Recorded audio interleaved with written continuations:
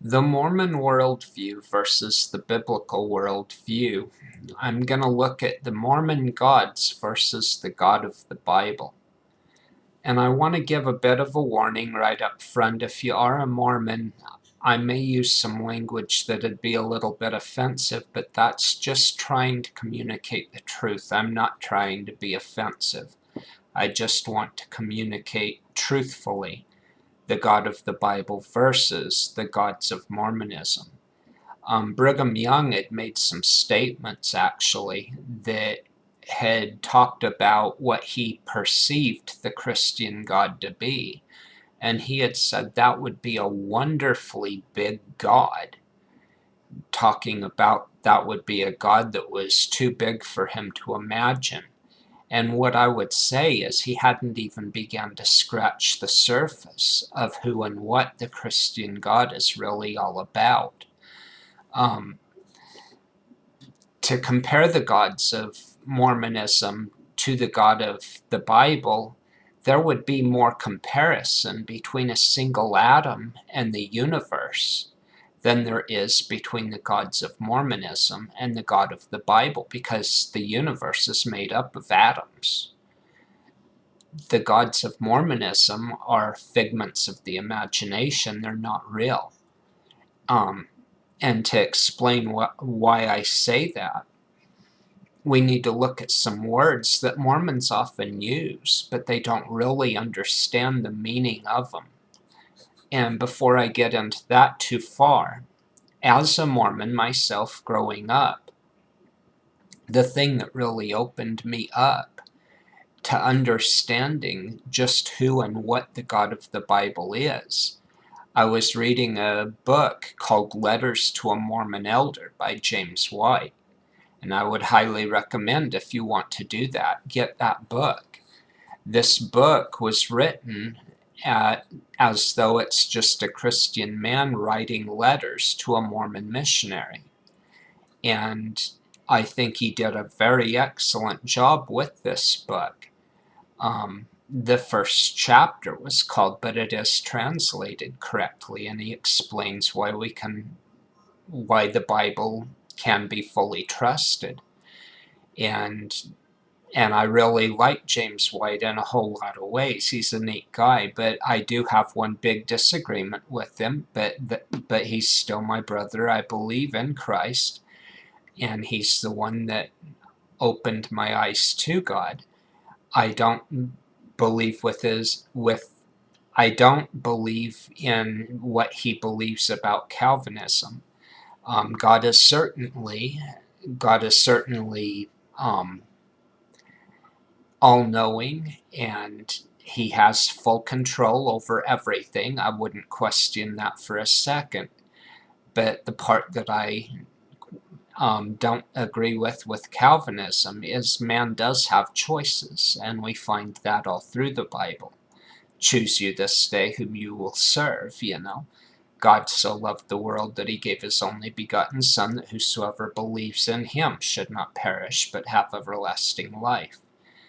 God is not willing that any should perish, so there's a lot of areas where, if you get into some of what he's written on Calvinism, he wrote a book called The Potter's Freedom, and I don't think I've read that book fully, but I have read Letters to a Mormon Elder, The King James Only Controversy, The Forgotten Trinity. All of those books, I believe, are very good books that he wrote. And so that'll be a bit of a plug for those books anyway. But he wrote he wrote a chapter in his book, Letters to a Mormon Elder, called Meet the Awesome God of the Bible. And I believe for the first time in my life, I met the awesome God of the Bible. So let me try and break this down a little bit. Mormons will use words like omnipotent, omnipresent, and omniscient, and these are words that are of course used in the Bible as well. But what those words mean to Mormons are totally different than what they mean when they're used in the Bible. Omnipotent means literally having all power, the all-powerful God. Omnipresent means that God is literally present everywhere.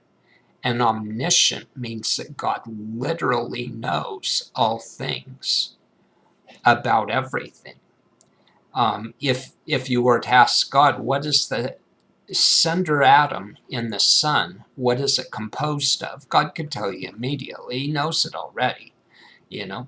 And he'd know it before you asked it, because God knows everything that we're going to think before we think it. And Psalm 139 is a good place to go if you think that that's stretching anything, because Psalm 139 says, "Thou understandest my thought afar off," and that is God. He knows our thoughts long before they enter into our mind. And I would even go so far as to say that God knew every thought that every single person would ever have before time began, because time began in the beginning when God created everything that exists. So, but let me break down omnipotent, omniscient, and omnipresent. Omnipotent, God having all power. Mormons a lot of times think that Satan is like some type of a threat to God in some way. The Bible would indicate that every bit of power that Satan has or uses is given to him by God. If God wanted to, he could just instantaneously, Satan had just ceased to exist. But God's not going to do that, because God doesn't function that way. God isn't going to pull anyone that exists out of existence, I don't believe. God made man in his image, and God isn't going to annihilate his own image. And every bit of power that we have comes from God. My power to just simply speak and to be awake, it comes from God. It's the gift of God. When an atheist opposes God, he doesn't realize that every tiny bit of strength or power that he has is a gift given to him by the God that he claims to not believe in. So this is what is really meant by omnipotent. When Satan's time has run its course, there isn't going to be some big war with God. And if you read Revelation, I think it's 21 or 22, where Satan draws this big army together, and they come against God, and this army is as numerous as the sand of the sea, I believe is the language that the Bible uses. God's not going to have any issues there. As soon as they stand up against God, God's just going to say, okay, you're done. And Satan and everyone that stands against God will be cast into the lake of fire. God isn't going to have some fight on his hands. And, when God, God could destroy everything instantaneously. He's the one that created everything in 6 literal days. And it wasn't that he was rushing and hurrying. God's not stuck in time. God could have made everything begin existing in a microsecond if he chose to. So the omnipotence of God is literally meaning that God is all powerful. The omnipresence of God, God is present everywhere at all times. As people, we can only be present in one place at a time.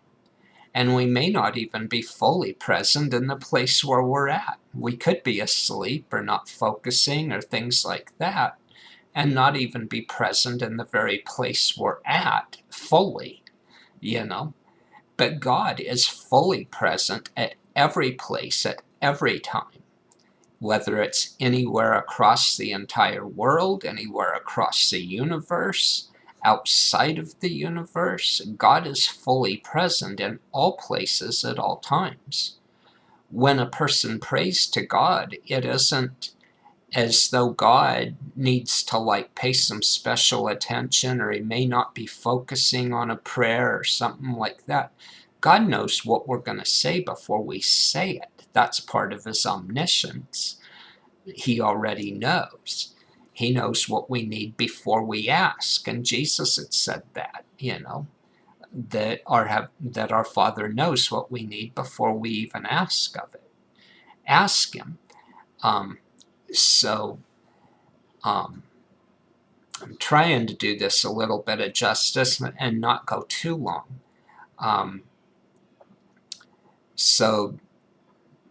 And the omniscience of God, like I said, God knows everything about everything.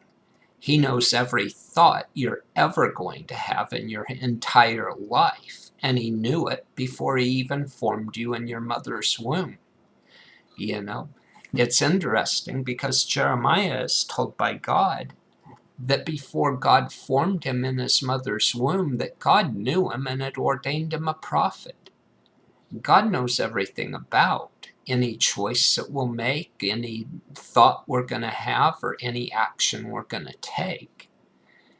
And versus the God of the Bible, the gods of Mormonism, the Mormon gods are just these men that somehow magically turn into these supposed gods.